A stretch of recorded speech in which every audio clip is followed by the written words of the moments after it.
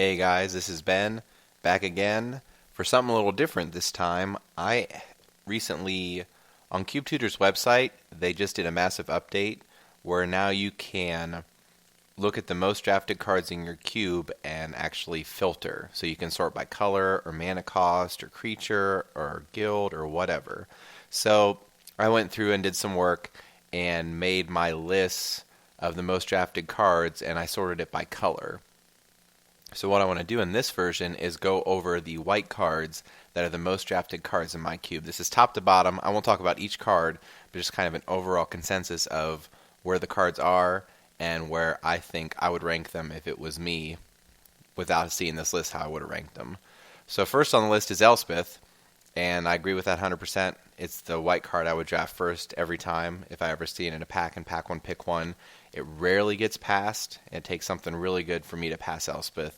Even pack one, pick one, I might even take it over like a Mox just because of the ability to build around Elspeth pack one, pick one. And passing Elspeth in turn, if I took like the Mox or something like that, I'm passing the Elspeth and sending a signal, putting my neighbor into white for sure. So second is Gideon, and I agree with that also. I really like Gideon a lot. It's one of the top 10 planeswalkers for sure. And just being able to protect himself the turn he comes down, it's just, Gideon's awesome. So next is Stoneforge. Very surprising for me at third. I mean, it's a great card, and it's a card I pick pretty highly, but I'm would never evaluate near third of all the white cards. And again, this is the people who have drafted this. I mean, I've had a bunch of miscellaneous people draft it. I do the most drafting of it, but I've gotten a lot of people in my cube group to do a significant number of drafts on the website. That being said, Stoneforge at third is very surprising because I know when I've done my drafts on here, I've drafted it nowhere near that high. I guess people like value though, and especially if you get it with a Batterskull or some other broken equipment, it's awesome. So Swords is a 1-mana removal spell, so that's why it's fourth there. And then similarly, there's Path to Exile at 7. Restoration Angel being fifth is shocking. That's another card. Of the top 10 here, I mean, seeing Stoneforge at third, Resto Angel at fifth are the two biggest surprises for me. Especially seeing it above Baneslayer, which is another great card that you can take pretty early and be very happy. Moat at eighth because it's a little more restrictive as far as the value. But Moat's really good. Especially, it's a card, you can't just jam it in any white deck. Like, you have to have sufficient flyers to make it actually good. Or if you get it with a card like Venser, it's awesome because it's just a one-way moat, which is sweet. O-Ring next. That seems about where I would put it. You know, being able to deal with any permanent is really good. And then Elspeth. This is not a full gauge of where Elspeth truly ranks Elspeth Tyrell, the new Elspeth, because that Elspeth was added to the cube recently. And looking on the list of how many times it's been passed 100 less times than the cards right above and below it. So that 10th is not necessarily an accurate statement. It could be a higher or lower once more drafts get completed. So, using Excel here, next 10. I guess at this point, I mean, I've hit on all the top 10 cards. I don't think I want to talk about all 60 cards or whatever's on the list. So just taking a glance here, it's interesting to see 16th for Day of Judgment, 19th for Wrath of God, essentially the same effect, and except Wrath is strictly better because the creatures can't regenerate. It's just interesting how sample bias goes in. You would think the more the cube gets drafted, in theory, over time, once enough drafts occur, then both of these cards would be right next to each other. Armageddon, similarly, is way higher than Ravages of War. That's a big gap right there, you know, being 6 spots ahead of Ravages. I wonder if that has to do with, again, sample size is part of it, and people are just more familiar with Armageddon. Maybe people just scan over Ravages of War if they've never seen it before, or people just would rather have an Armageddon. Thalia is another great card. Also seeing Hero of Bladehold, it's Army in a Can is what everyone calls it. Balance at 18th, I think that's a little low. I think Balance is better than 18th because it can be a broken card so often. It can be a Wrath.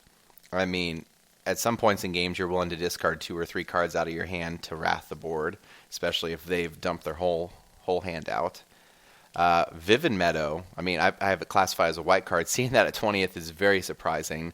And honestly, that's probably some personal bias for me because I like the two. I only run the white and blue Vivid lands. I like them a lot, especially early in drafts if I'm in white, just to make sure I have some color fixing for all 5 colors, especially if I want to splash.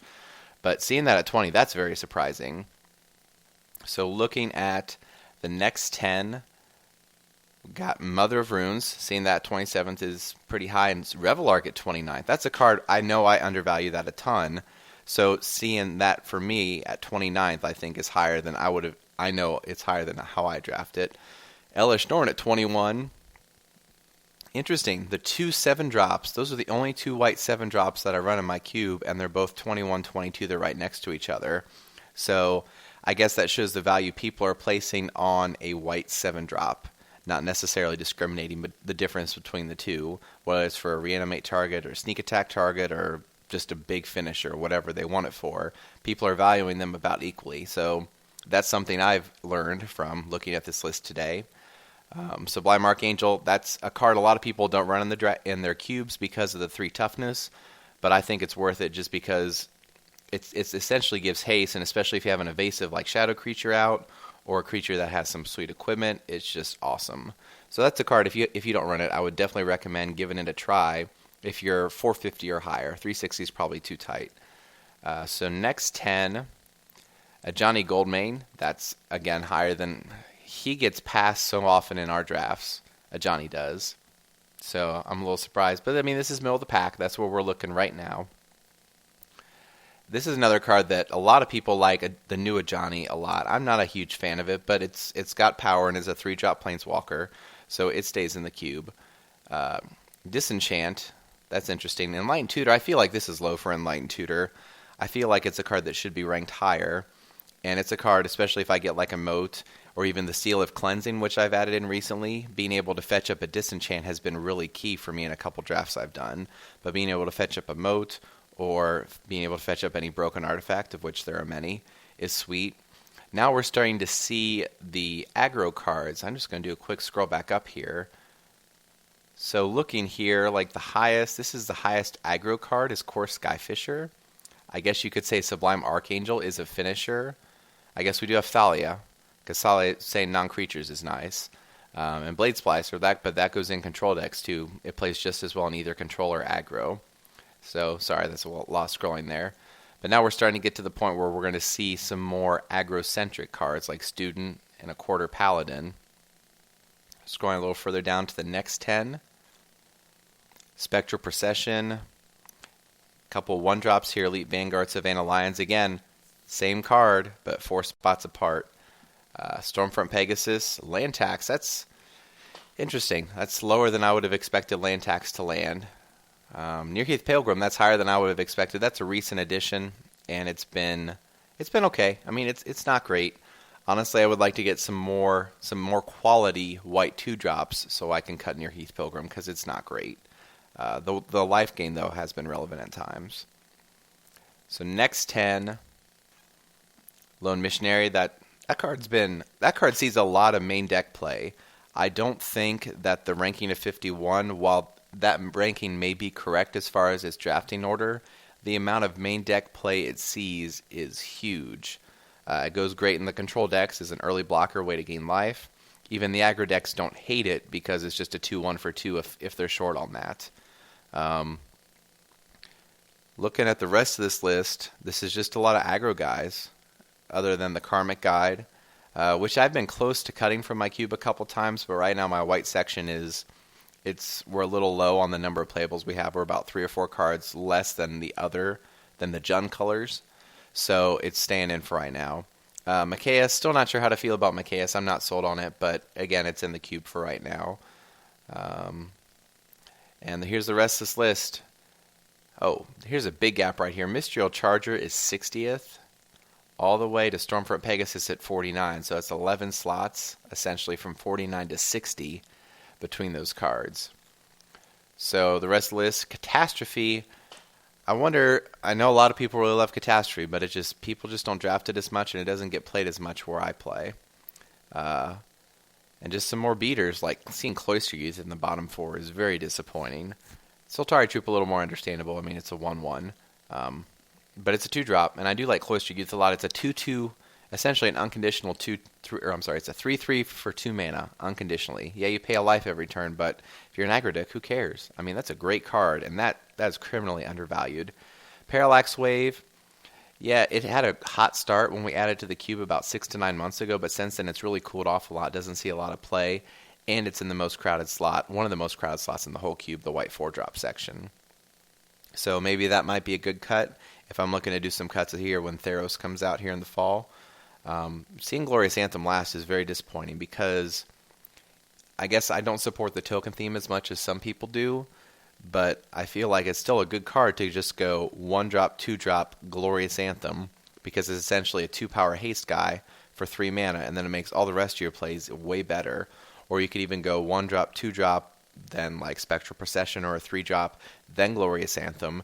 It's one less creature you have to play to make yourself a little more wrath-proof, and just making all your 1/1s into 2/2s and of course up on the scale is a huge difference for combat. So seeing that card last is disappointing. I mean, I guess it's just the nature of the beast that you're going to open a card, you're not going to first pick a card like Glorious Anthem, you're just not, versus like a card like Treachery or like a Karn. Like those are the more explosive and flashy cards versus all these cards here on the bottom half of the list. None of them are flashy and fun. I mean, back up here, you're not going to, like, first picking Elite Vanguard, or we're talking pack 1 here, first picking Elite Vanguard or Savannah Lions. It's just not something that's going to happen too often. So that's a summary of the white section, currently at 68 cards. Today is June 30th. And M14 spoilers are starting here tomorrow, actually. So just wanted to kind of get some information in about the different colors and their rankings. So I think I'm going to try and do this for the other colors, maybe the artifacts, maybe the planeswalkers, maybe the lands, just to kind of go over each color, just to see where they stand. It's just, this has been great for me, and I haven't even gone as in-depth as I want to, looking at each color, like by casting cost, or looking at like all the 2-drop creatures in the cube, how they rank and so forth. But especially with the other list, it's been very eye-opening as far as how people draft, and seeing some cards very surprising at the top, like Restoration Angel 5th just blows my mind. Stoneforge Mystic is a great card, but seeing it 3rd I think is really high. And despite how much I disliked Elspeth Terrell in the first go of the cube, seeing her 10th in a smaller sample size is very encouraging, that people like her. And that's part of running a cube, is you got to find cards that people like, even if you're not a huge fan of them yourself, as long as they're good enough. So that's my review on the white cards in my cube and their current rankings, and I'll be back with the other colors here later.